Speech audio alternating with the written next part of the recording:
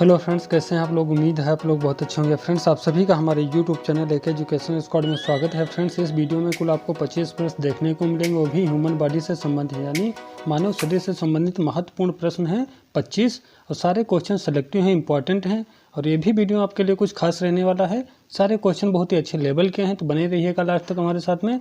तो चलिए फ्रेंड्स, बिना देरी के स्टार्ट कर देते हैं। आज का हमारा पहला क्वेश्चन है, दालों में कौन सा पौष्टिक तत्व सर्वाधिक मात्रा में पाया जाता है। तो प्रोटीन पाया जाता है। ठीक है, अब मैं बता देता हूँ जो प्रोटीन होता है इसका हमारे शरीर में क्या कार्य होता है। जो हमारी मांसपेशी होती हैं, ठीक है, हमारे शरीर में जो मांसपेशियाँ होती हैं उनके निर्माण में अहम रोल कौन निभाता है, मुख्य भूमिका किसकी होती है।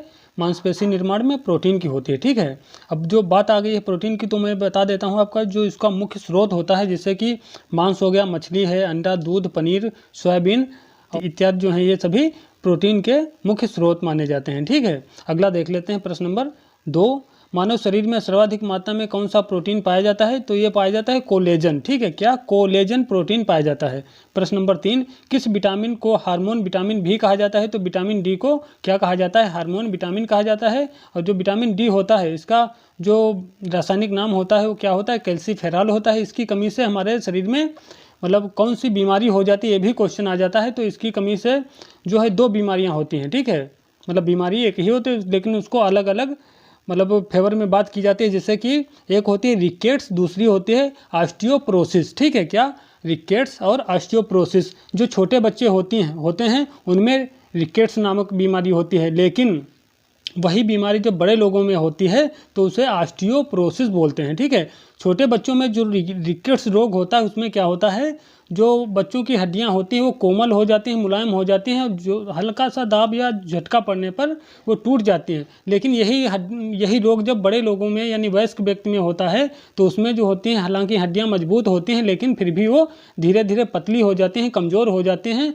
और थोड़ा जोर पड़ने पर वो भी टूट जाती हैं। तो इसलिए जो बच्चों में रोग होता है उसको रिकेट्स बोलते हैं, और जो वयस्क व्यक्ति में होता है उसको ऑस्टियोपोरोसिस नाम दिया गया है। ठीक है, तो ऑस्टियोपोरोसिस रोग और रिकेट्स रोग ये किसकी कमी से होते हैं, विटामिन डी की कमी से हो जाते हैं। ठीक है, और विटामिन डी का रासायनिक नाम क्या है, कैल्सीफेरॉल है।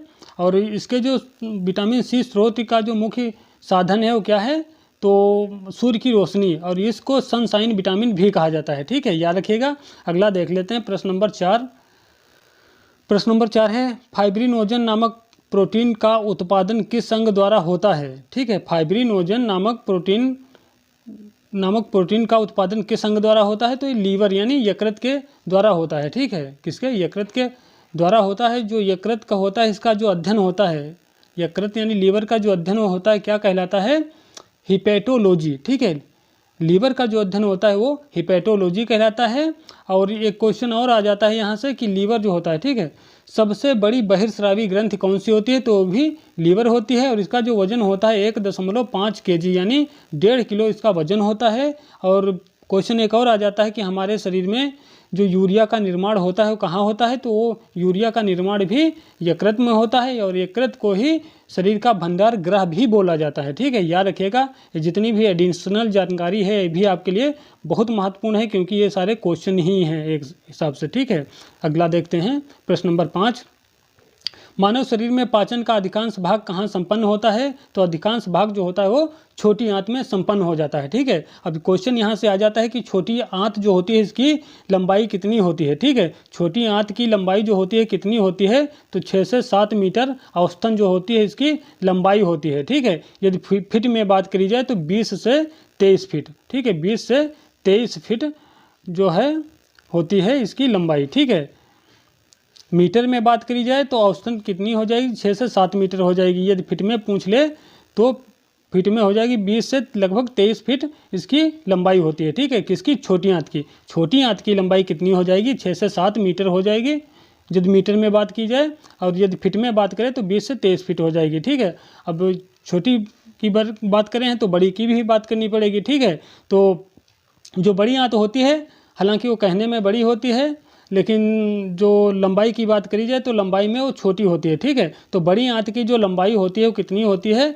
1 से 1.5 मीटर यानी, ठीक है, 1.5 मीटर लंबी होती है। यदि फिट में बात करी जाए तो लगभग 5 फीट हो जाएगी। ठीक है, कितनी, 5 फीट हो जाएगी। ठीक है, तो बड़ी आंत की जो लंबाई होती है कितनी, मीटर में 1.5 मीटर, और फिट में बात करिए तो 5 फीट हो जाएगी। ठीक है, चलिए उम्मीद है समझ में आ रहा होगा। अगला देख लेते हैं प्रश्न नंबर 6।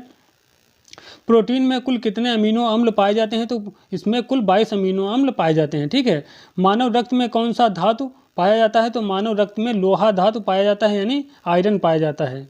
अगला देखते हैं प्रश्न नंबर 8। प्रोटीन शब्द ग्रीक भाषा के किस शब्द से बना है? तो प्रोटिया शब्द से बना है प्रोटीन शब्द। ठीक है, क्या है, रिपीट कर देता हूँ। प्रोटीन शब्द ग्रीक भाषा के किस शब्द से बना है? तो प्रोटिया शब्द से बना है। अगला है प्रश्न नंबर 9।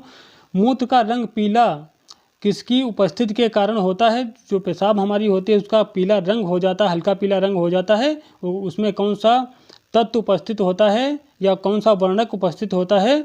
तो इसमें यूरोक्रोम नामक वर्णक जो होता है ये उपस्थित होता है। इसकी उपस्थिति के कारण हमारी जो पेशाब होती है उसका रंग जो है पीला हो जाता है, हल्का। ठीक है, अगला देख लेते हैं प्रश्न नंबर 10। तंत्रिका ऊतक की इकाई को क्या कहा जाता है? तो इसे न्यूरॉन कहा जाता है। प्रश्न नंबर 11। एंजाइम का प्रोटीन युक्त भाग क्या कहलाता है? तो एपो एंजाइम। ठीक है, क्या एपो एंजाइम कहलाता है। अगला देखते हैं प्रश्न नंबर 12।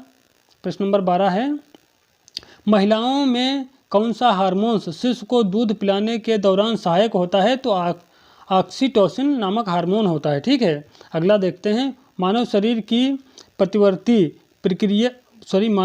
प्रतिवर्ती क्रिया का नियंत्रण केंद्र कहाँ स्थित होता है? तो ये मेडुला ऑब्लंगेटा में स्थित होता है। ठीक है, अगला है प्रश्न नंबर 14।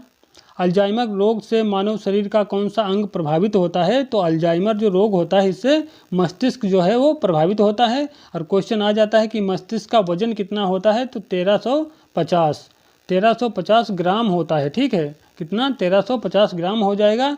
और जो मस्तिष्क होता है, ठीक है, मस्तिष्क का जो अध्ययन होता है क्या कहलाता है? मस्तिष्क का अध्ययन जो होता है वो न्यूरोलॉजी कहलाता है। ठीक है, और एक क्वेश्चन आ जाता है कि मस्तिष्क का सबसे बड़ा हिस्सा कौन सा होता है? तो ये होता है प्रामस्तिष्क। ठीक है, प्रामस्तिष्क जिसे हम सेरिब्रम बोलते हैं। ठीक है, क्या, सेरिब्रम बोलते हैं। ठीक है, मस्तिष्क का सबसे बड़ा हिस्सा कौन सा होता है? प्रामस्तिष्क, जिसको हम सेरिब्रम भी बोलते हैं, और एक लगभग 66% कवर किए होता है हिस्सा। ठीक है, तो हमारा क्वेश्चन क्या था? अल्जाइमर रोग से मानव शरीर का कौन सा अंग प्रभावित होता है? तो मस्तिष्क हो जाता है। मस्तिष्क का वजन कितना होता है? तो 1350 ग्राम हो जाएगा। और मतलब मस्तिष्क का सबसे बड़ा भाग या हिस्सा कौन सा होता है? तो सेरिब्रम, जिसे हम प्रामस्तिष्क बोलते हैं, लगभग 66% कवर किए होता है। ठीक है, चलिए उम्मीद है समझ में आ रहा होगा। अगला देख रहे हैं प्रश्न नंबर 15। मानव में रक्त के शुद्धिकरण की प्रक्रिया को क्या कहा जाता है? तो इसको कहा जाता है डायलिसिस। ठीक है, क्या कहते हैं? डायलिसिस कहते हैं। डायलिसिस को रक्त अपोहन भी बोला जाता है। ठीक है, अब देखो डायलिसिस क्या होता है। जैसे हमारे शरीर के अंदर 2 किडनी होती हैं। ठीक है, जब किडनी अपना कार्य करना बंद कर देती हैं, ठीक है, जब किडनी अपना कार्य करना बंद कर देती हैं तो उस स्थिति में हमारे शरीर में, यानी शरीर का मतलब ब्लड में, बहुत सारे अनावश्यक तत्व जमा हो जाते हैं, इकट्ठे हो जाते हैं, जहरीले विषाक्त पदार्थ, उनको नहीं निकाल पाती हैं जब किडनी, तो धीरे धीरे ब्लड में दिक्कत होने लगती है, अनावश्यक तत्व बहुत अधिक मात्रा में जमा हो जाते हैं। तो उस कंडीशन में उनको, यानी वे अनावश्यक तत्वों को निकालने के लिए क्या किया जाता है? डायलिसिस प्रक्रिया द्वारा अनावश्यक यानी विषाक्त पदार्थ जो होते हैं वो मशीन के द्वारा पंप किया जाता है, उसके माध्यम से अनावश्यक तत्वों को मतलब निकाल दिया जाता है। और उस कंडीशन में क्या होता है कि जो किडनी होती है, किडनी का जो कार्य होता है वो डायलिसिस प्रक्रिया द्वारा कर दिया जाता है। ठीक, तो रक्त का शुद्धिकरण जो होता है किस विधि से किया जाता है? डायलिसिस विधि से किया जाता है। ठीक है, यदि किडनी आपकी सही है, ठीक है, तब डायलिसिस की ज़रूरत ही नहीं पड़ेगी। ठीक है, तो चलिए अगला देख लेते हैं प्रश्न नंबर 16। वह कौन सा विटामिन एंटी कैंसर विटामिन के नाम से जाना जाता है? तो विटामिन ए है। ठीक है, कौन सा विटामिन है? विटामिन ए है। विटामिन ए का जो रासायनिक नाम होता है रेटिनॉल होता है। विटामिन ए की कमी से जो रोग होता है रतौंधी होता है, यानी नाइट ब्लाइंडनेस होता है। और इसके जो स्रोत विटामिन ए प्राप्त करने का जो मुख्य स्रोत होते हैं गाजर और पपीते होते हैं। ठीक है, चलिए अगला देखते हैं प्रश्न नंबर 17। प्रोथ्रोम्बिन के संश्लेषण में कौन सा विटामिन महत्वपूर्ण भूमिका निभाता है? ठीक है, रिपीट करता हूँ एक बार। प्रोथ्रोम्बिन के संश्लेषण में कौन सा विटामिन महत्वपूर्ण भूमिका निभाता है? तो विटामिन के जो होता है वो महत्वपूर्ण भूमिका निभाता है। ठीक है, विटामिन के का जो रासायनिक नाम होता है फिलोक्विनोन होता है। ठीक है, क्या? फिलोक्विनोन होता है। और इसकी कमी से, विटामिन के की कमी से कौन सा रोग हो जाता है, तो रक्त का थक्का नहीं बनता है। ठीक है, मान लो जैसे आपको कहीं चोट लग गई या किसी को कहीं चोट लग जाती है, त्वचा फट जाती है, कट जाती है, वहाँ पर ब्लड निकलता है, तो विटामिन के यदि कम होगा तो उस कंडीशन में वो जो रक्त होगा उसमें थक्का नहीं बनेगा और वो रक्त कंटिन्यू बहता रहेगा। ठीक है, यदि विटामिन के की मात्रा या फिर साथ में कैल्शियम की मात्रा पर्याप्त मात्रा में है, ठीक है, विटामिन के की मात्रा और प्लस में कैल्शियम की मात्रा पर्याप्त मात्रा में शरीर में है, तो उस कंडीशन में वो जो ब्लड बह रहा होगा वो कुछ समय बाद वो स्वतः ही थक्का बनकर बंद हो जाएगा। यदि इनकी मतलब विटामिन के की मात्रा भरपूर नहीं है तो उस कंडीशन में थक्का नहीं बनेगा। जब थक्का नहीं बनेगा तो कंटिन्यू ब्लड बहता रहेगा। ठीक है, चलिए अगला देख लेते हैं। अगला है प्रश्न हमारा 18, ब्रोंकाइटिस रोग के उपचार में कौन सा विटामिन प्रयोग में लाया जाता है। ठीक है, कौन सा रोग है, ब्रोंकाइटिस रोग के उपचार में कौन सा विटामिन प्रयोग में लाया जाता है, तो विटामिन सी लाया जाता है। ठीक है, विटामिन जो सी होता है इसका जो रासायनिक नाम होता है वो क्या होती है, स्कार्बिक एसिड यानी स्कार्बिक अम्ल हो जाएगा। और जो इसकी कमी से यानी विटामिन सी की कमी से जो रोग होता है स्कार्बी रोग हो जाता है। ठीक है, कौन सा, स्कार्बी रोग होता है और ये सभी खट्टे पदार्थों से में पाया जाता है। ठीक है, विटामिन सी जो है इसका जो स्रोत होता है सभी खट्टे पदार्थ होते हैं। यदि मुख्य स्रोत की बात की जाए तो संतरा, आंवला और नींबू इत्यादि वगैरह हो जाते हैं। ठीक है, अगला देख लेते हैं प्रश्न नंबर 19, विटामिन ए की कमी से कौन सा रोग होता है, तो विटामिन ए की कमी से रतौंधी रोग हो जाता है। और रतौंधी रोग को क्या बोला जाता है, निक्टालोपिया या फिर नाइट ब्लाइंडनेस। ठीक है, अगला देख लेते हैं प्रश्न नंबर 20, मानव शरीर में अमोनिया को यूरिया में कौन बदलता है। जो हमारा शरीर होता है, हमारे शरीर में अमोनिया को यूरिया में कौन बदलता है, तो यकृत यानी लीवर बदल देता है। ठीक है, अगला है प्रश्न नंबर 21, पित्त रस जिसको हम बाइल जूस बोलते हैं, मुख्य कार्य क्या होता है, यानी पित्त रस का जो मुख्य कार्य होता है क्या होता है, तो वसा का पाइसीकरण करना। ठीक है, क्या, वसा का पाइसीकरण करना। देखो जो पित्त होता है इसको क्या बोलते हैं, बाइल जूस बोलते हैं। ठीक है, बाइल जूस बोलते हैं। क्वेश्चन यहाँ से आ जाता है कि पित्त का निर्माण कहाँ होता है, तो पित्त का निर्माण जो होता है वो लीवर में होता है यानी यकृत में होता है। ठीक है, पित्त का निर्माण कहाँ होता है, यकृत में होता है लेकिन पित्त जमा कहाँ होता है, देखो पित्त का निर्माण कहाँ होगा, यकृत में होगा, लेकिन पित्त जब जमा होगा वो पित्ताशय गालब्लेडर में जमा होता है। ठीक है, गालब्लेडर में जमा हो जाता है। ठीक है, तो यहाँ पर कन्फ्यूजन में मत रहना, जो पित्त का निर्माण होगा कहाँ होगा, यकृत में, लेकिन पित्त जब इकट्ठा होगा स्रावित होकर धीरे धीरे वो कहाँ, पित्ताशय यानी गालब्लेडर में इकट्ठा हो जाएगा और वहीं से क्या करेगा, अम्लीय भोजन को क्षारी बनाकर, ठीक है, क्या करता है, अम्लीय भोजन जो होता है उसको क्षारी बना देता है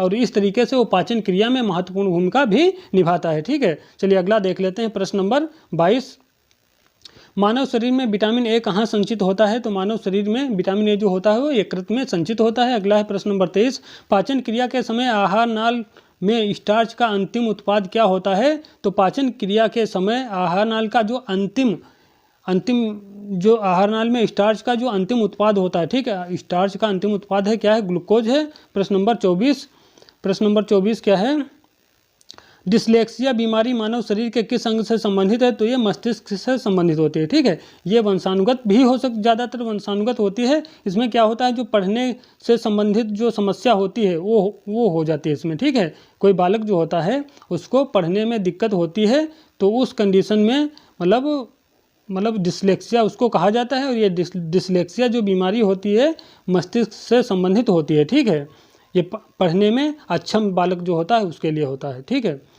अगला देखते हैं प्रश्न नंबर 25, कार्बोहाइड्रेट हमारे शरीर में किस रूप में संग्रहित होता है, तो ग्लाइकोजन के रूप में। ठीक है, किसके, ग्लाइकोजन के रूप में संग्रहित होता है।